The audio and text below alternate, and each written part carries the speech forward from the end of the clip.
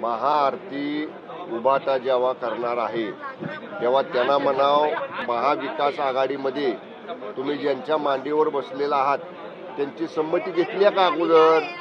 एका बाजूला म्हणायचं आम्ही महाविकास आघाडीमध्ये आहे, एका बाजूला महाविकास आघाडीची सगळे धोरणं, सगळी सूत्र, सगळे विचार त्याला पाठिंबा द्यायचा. आणि आता जेव्हा लक्षात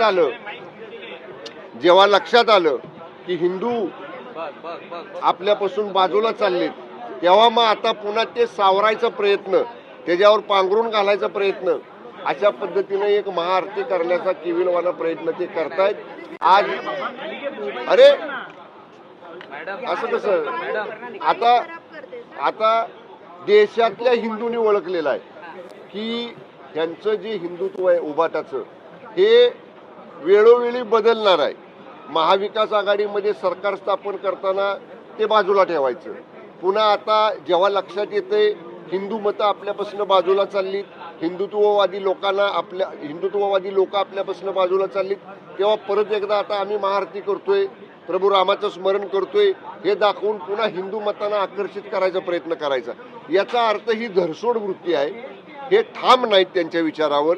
सत्तेसाठी त्यांनी कसल्याही तडजोडी 2019ला केल्या. आता त्यांनी जे केलंय त्यापासनं त्यांची सुटका नाही होणार. हिंदुत्ववादी मतांनी, हिंदुत्ववादी लोकांनी हे पक्क ओळखलेलं आहे की हे धरसोड करणारी लोक आहेत. हे कुठल्याही उभाटाचे लोक ठाम विचार घेऊन कधी जात नाहीत. सर, मुंबईमध्ये गेले 2-3 दिवस खूप पाऊस पडतोय, सातत्यानं दुर्घटना सुद्धा होताना दिसत आहेत.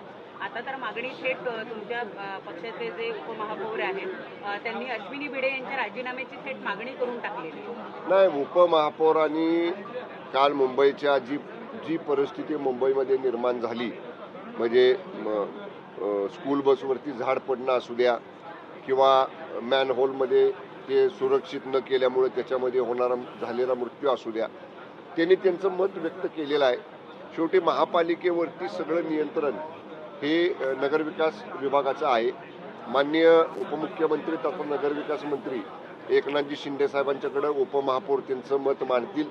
आता उद्या परवा 2 दिवस सुट्टी आहे, त्यावेळी उपमहापौरांची माननीय शिंदे साहेबांची भेट होईल आणि माननीय शिंदे साहेब सुद्धा त्याच्यामध्ये लक्ष घालतील आणि जे कोणी दोषी असतील त्यांच्यावर नक्की शिंदे साहेब कारवाई करतील.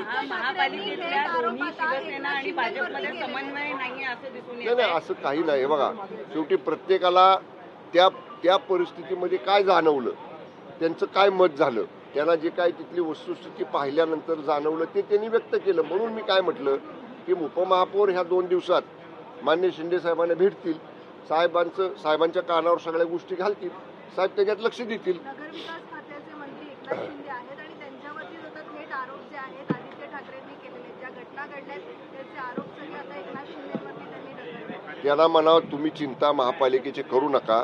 तुमच्या ताब्यात महापालिका असताना काय काय दिवे लावलेत तुम्ही महापालिकेमध्ये, ते जर आता उघड करायची वेळ आली तर तुम्हाला निश्चितपणानं त्याचं उत्तर देता देता नाकीनऊ येणार आहे.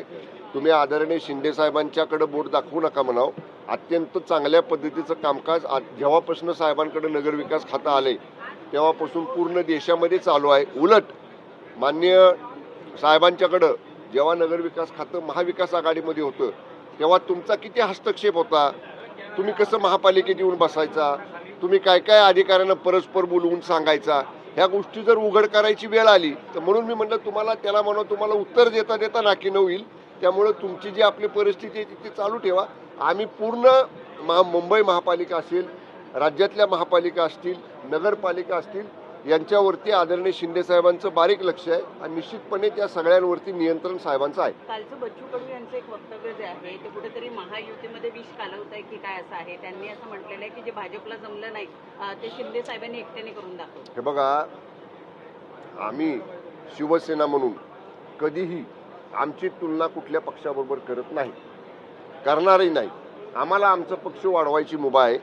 विशेषतः जेव्हा शिवसेनेचं नेतृत्व 2022 साली मुख्य नेते म्हणून आदरणीय शिंदे साहेबांच्याकडे आलं तेव्हापासून साहेबांनी आम्हाला सगळ्यांना सांगितलेलं आहे की जे वंदनीय हिंदुहृदय सम्राट शिवसेना प्रमुख स्वर्गीय बाळासाहेब ठाकरे साहेबांनी सांगितलं होतं की घराघरामध्ये मला शिवसैनिक पाहिजे, प्रत्येक कुटुंबामध्ये मला शिवसेनेचा भगवा आणि शिवसेनेचा धनुष्यबाण पाहिजे.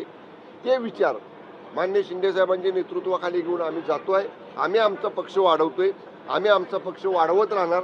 लोकांना, महाराष्ट्रातल्या, देशातल्या जनतेला शिंदे साहेबांच्या नेतृत्वावरती विश्वास आहे आणि म्हणून लोक साहेबांच्या नेतृत्वाकडे आकर्षित होऊन आदरणीय शिंदे साहेबांच्या नेतृत्वावर विश्वास ठेवून सगळे लोक शिवसेनेत येत आहेत. त्यामुळं आम्ही आमची तुलना असं आम्ही कुणाबरोबर कुणाला जमलं नाही जमलं की आम्ही केलं वगैरे असं आम्ही म्हणणार नाही. बच्चू कडू साहेबांचं ते व्यक्तिगत मत असू शकेल.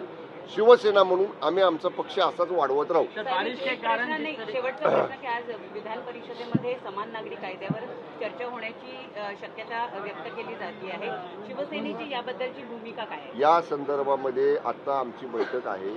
आम्ही त्या बैठकीमध्ये या प्रस्तावावरती जर प्रस्ताव सभागृहामध्ये आला तर त्याच्यावरती कोणी वक्त्याने बोलायचं आणि त्या संदर्भामध्ये काय भूमिका घ्यायची हे आमचं आता बैठकीमध्ये ठरेल. उद्धव ठाकरे को सर श्री राम याद आ रहे हैं. वो बोला ना मैंने अभी. हिंदी में हाँ हिंदी में बोल दीजिए. हाँ. महाआरती करने वाले हैं. अभी देखो, जब महाआरती उबाटा के लोग कर रहे, उन्होंने पहला जो महाविकास आघाड़ी में जिनके साथ में वो बैठे है उनकी एनओसी ली है क्या महाआरती करने के लिए, इसका पहले जवाब वो लोग दे दे. क्योंकि जब उनको महाविकास आघाड़ी सरकार बना के मुख्यमंत्री बनना था तब उन्होंने हिंदुत्व का विचार बाजू में रखा और जब अभी उनको पता चला है कि हिंदुत्ववादी लोग पूरे महाराष्ट्र में और पूरे देश में उबाटा का विचार छोड़ के जा रहे हैं तो अभी इसमें पैचवर्क करने के लिए ये ऐसा महाआरती करने का काम कर रहे हैं. लेकिन महाराष्ट्र की और देश भर की हिंदुत्ववादी जनता, इनको मालूम है कि कभी ये उबाटा के लोग हिंदुत्व को विचार पकड़ते हैं, उनका स्वार्थ आता है सत्ता में जाने के लिए तब वो छोड़ देते हैं.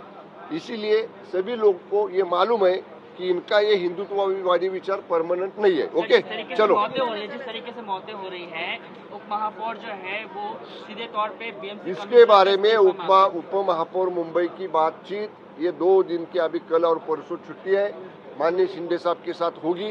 उप महापौर को जो बोलना है वो शिंदे साहब से बात करेंगे और इसमें माननीय शिंदे साहब दखल देंगे. धन्यवाद.